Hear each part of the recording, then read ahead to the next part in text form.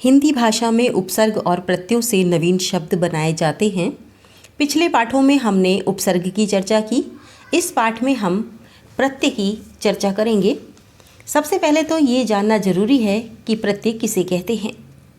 प्रत्यय की अगर हम परिभाषा की बात करें तो वे शब्दांश जो किसी शब्द के अंत में लगकर उस शब्द के अर्थ में परिवर्तन कर देते हैं, यानी कि नए अर्थ का बोध कराते हैं, उन्हें प्रत्यय कहते हैं। साधारण सी बात है कि जिस प्रकार से उपसर्ग शब्दांश होते हैं जिनका कोई अर्थ नहीं निकलता, उसी प्रकार से प्रत्यय भी शब्दांश होते हैं और शब्दांशों का अपना कोई स्वतंत्र अर्थ नहीं होता है। लेकिन जब किसी मूल शब्द के पीछे ये शब्दांश जुड़ जाते हैं तो उस शब्द में, उस मूल शब्द में परिवर्तन ला देते हैं, उसमें विशेषता ला देते हैं। शब्दों में प्रत्यय किस प्रकार से जुड़ते हैं, आइए हम उदाहरणों के माध्यम से देखें। जैसे शब्द है समाज, इसमें हम इक प्रत्यय जोड़ेंगे तो शब्द बनेगा सामाजिक। सुगंध शब्द में इत प्रत्यय जोड़ते हैं तो शब्द बनता है सुगंधित। भूलना शब्द है, इसमें हम अक्कड़ प्रत्यय जोड़ेंगे तो शब्द बनेगा भुलक्कड़। मीठा में हम आस जोड़ेंगे तो मिठास बन जाएगा। अब उदाहरणों को देखकर हमें एक बात स्पष्ट तौर पर नज़र आती है कि किसी भी शब्द के आगे प्रत्यय में यदि कोई मात्रा होती है तो वो मात्रा पीछे वाले स्वर में जुड़ जाती है, यानी प्रथम शब्द के पीछे जो स्वर है उसमें जुड़ जाती है। जिस प्रकार से मीठा, मीठा में आ की मात्रा है और दूसरे शब्द आस में पहले आ शब्द है तो दोनों मिलकर आ ही बन जाता है। आ प्लस आ बराबर दीर्घ संधि होती है तो ये आ ही बन जाता है और शब्द बनता है मिठास। और जहाँ पर स्वर नहीं होता है वहाँ पर व्यंजन वैसा की वैसा बना रहता है। जैसे कि शब्द है नाटक प्लस कार। नाटक में क है अंतिम और कार में प्रारंभ का जो शब्द है वो है का। इसके बीच में कोई स्वर नहीं है तो ये शब्द ऐसा कि ऐसा रह जाता है और शब्द बनता है नाटककार।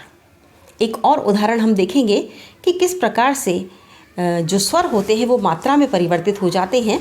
तो जैसा कि हमने ये उदाहरण लिया सुगंध प्लस इत, शब्द बना सुगंधित। तो सुगंध शब्द में अंत में कोई मात्रा लगी हुई नहीं है, या आप अंत में मान लीजिए कि प्रत्येक वर्ण में ए तो मिला हुआ होता ही है और आगे जो है वो इत है। इत शब्द में ई है तो ई की इस शब्द में मात्रा लग जाएगी तो सुगंध इत शब्द जो है वो बन जाएगा सुगंधित। तो इस प्रकार प्रत्यय लगने पर शब्द एवं शब्दांश में संधि नहीं होती है, बल्कि शब्द के अंतिम वर्ण में मिलने पर प्रत्यय के स्वर की मात्रा लग जाती है। और व्यंजन यदि होता है तो व्यंजन वैसा की वैसा यानी यथावत बना रहता है। इसके उदाहरण आपने देख लिए, लोहा प्लस आर लुहार, नाटक प्लस कार नाटककार। इन दोनों शब्दों को आप बहुत अच्छे से समझ लीजिए। अब हम बात करते हैं परिभाषा के बाद प्रत्यय के प्रकारों की कि कितने प्रकार प्रत्यय के होते हैं। तो स्पष्ट तौर पर प्रत्यय के दो प्रकार माने जाते हैं। मुख्य तौर पर दो ही प्रत्यय होते हैं और वे दो प्रत्यय हैं कृदंत प्रत्यय और तद्धित प्रत्यय। अगर हम कृदंत प्रत्ययों की बात करें तो वे प्रत्यय जो धातुओं यानी कि क्रियापद के मूल रूप के साथ लगकर नए शब्दों का निर्माण करते हैं, नए शब्द बनाते हैं, कृदंत या कृत प्रत्यय कहलाते हैं। मतलब जो क्रिया शब्द के पीछे लगते हैं वो कृदंत कहलाते हैं।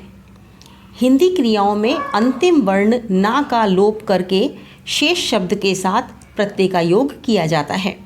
कृदंत या कृत प्रत्यय 5 प्रकार के होते हैं और 5 प्रकार के कौन कौन से प्रत्यय होते हैं ये हम अगले वीडियो में उदाहरणों के साथ बात करेंगे। अभी हम ये बात कर रहे हैं कि कृदंत प्रत्यय किसे कहते हैं और तद्धित प्रत्यय किसे कहते हैं। तो कृदंत प्रत्यय वह है जो कि क्रियावाची शब्दों में लगता है और अंतिम ना जो होता है उसे हटाकर प्रत्यय जोड़ दिया जाता है, तो उन्हें हम कृदंत प्रत्यय कहते हैं। अब बात आती है तद्धित प्रत्यय की। तो तद्धित प्रत्यय किसे कहते हैं, इसे हमें समझने के लिए इसकी परिभाषा देखनी होगी कि वे प्रत्यय जो क्रियापदों के अतिरिक्त संज्ञा, सर्वनाम, विशेषण आदि शब्दों के साथ लगकर नए शब्दों का निर्माण करते हैं, उन्हें तद्धित प्रत्यय कहते हैं। अब ये तो है परिभाषा, सामान्य अर्थों में आप इसे समझ लीजिए कि प्रत्यय दो प्रकार के होते हैं। एक तो क्रिया शब्दों के पीछे जो लगते हैं वो तो कृत प्रत्यय हो गए, और इसके अलावा जो भी शब्द बनते हैं जैसे कि संज्ञा शब्द है और कोई सर्वनाम शब्द आ गया, मैं, हम, अपना, और संज्ञा शब्द जैसे राम, ताजमहल या किसी भी स्थान का नाम, वस्तु का नाम, विशेषण, विशेषता बताने वाले शब्द, इन शब्दों के आगे जो भी प्रत्यय लगेंगे और उनसे जो नए शब्द बनेंगे उन प्रत्ययों को हम तद्धित प्रत्यय कहते हैं। तो ये हैं दो प्रकार के प्रत्यय, कृत प्रत्यय और तद्धित प्रत्यय। इन दोनों की ही चर्चा हम अगले वीडियोज़ में उदाहरणों के साथ करेंगे।